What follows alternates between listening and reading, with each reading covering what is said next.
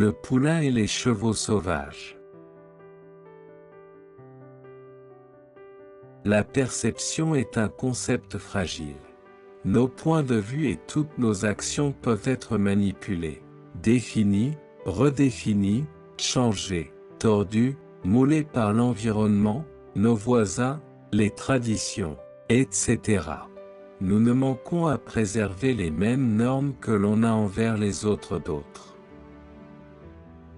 Un poulain ou un cheval qui est placé dans une zone clôturée, il se sent libre de galoper et gambader, mais il reconnaît que la clôture est leur limite, qu'ils ne doivent pas franchir.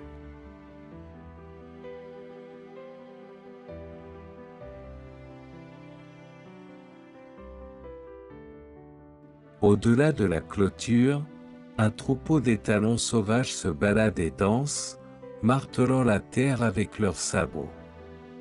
Ils invitent le poulain à se joindre à eux.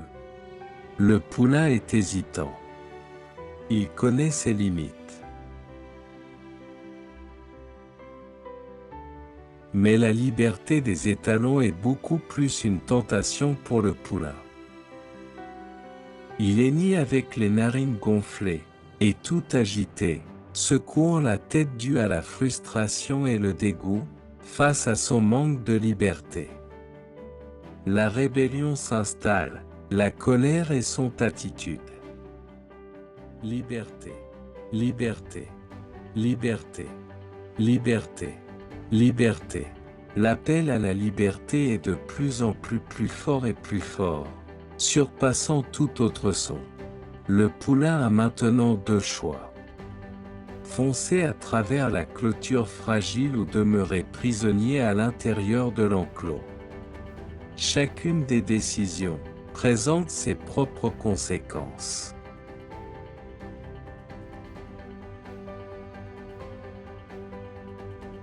Rester signifie avoir son esprit brisé et être apprivoisé par le cavalier. Un mors doit être placé dans sa bouche, afin de contrôler sa langue. Il sera entraîné à obéir les caprices de son maître.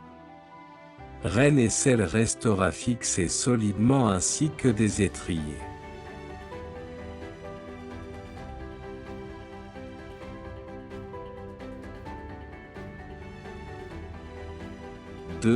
Charge à travers la clôture semble être comme le meilleur choix. Le vent caressant sa crinière, sans souci, en limite, sans frontières, aucun mort, aucun bridage est le meilleur de tous. Pas de maître. Assez dit. La clôture est brisée au moment de l'impact.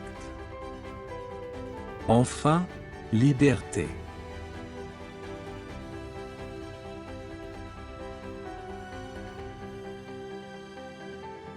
Les chevaux sauvages se rassemblent devant le nouveau venu. Après un certain temps, leur curiosité s'estompe et retourne à leurs activités.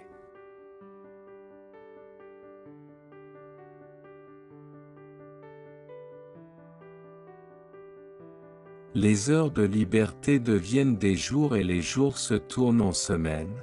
La nouveauté de ce poulain essayant de se faire une place au sein du troupeau se dissipe. La nature des chevaux retourne au naturel.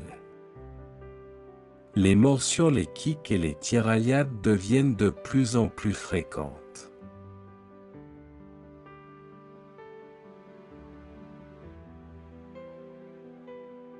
Rejeté et seul, le poulain cesse de faire partie du troupeau et observe de loin. Est-il possible que son maître aurait établi cette clôture pour une bonne raison?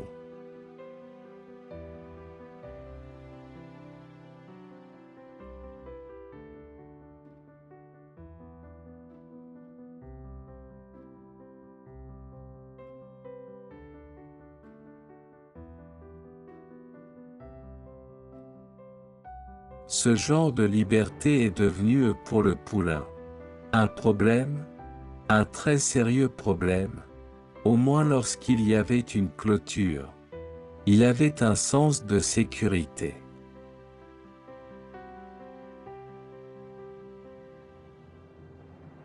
Nous sommes les poulains. Insensés et sans expérience et rebelles. Nous nous croyons connaisseurs au-delà de notre maître. On n'aime pas l'attelage, on déteste la discipline et plus encore notre territoire.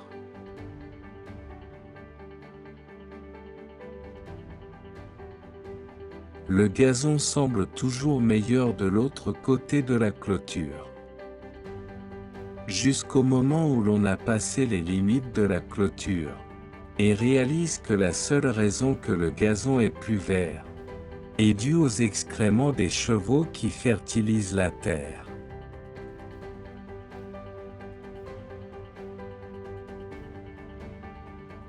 Les excréments se collent à nous et on ne peut pas l'enlever. L'on devient le propriétaire de notre propre cauchemar.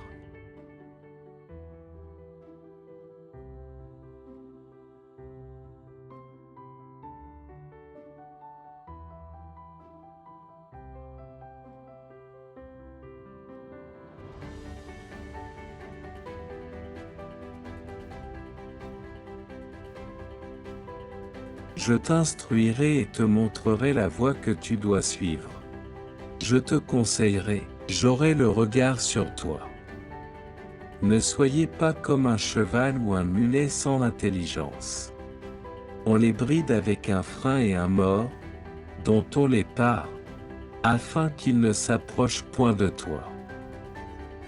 Psaume chapitre 32, versets 8 à 9.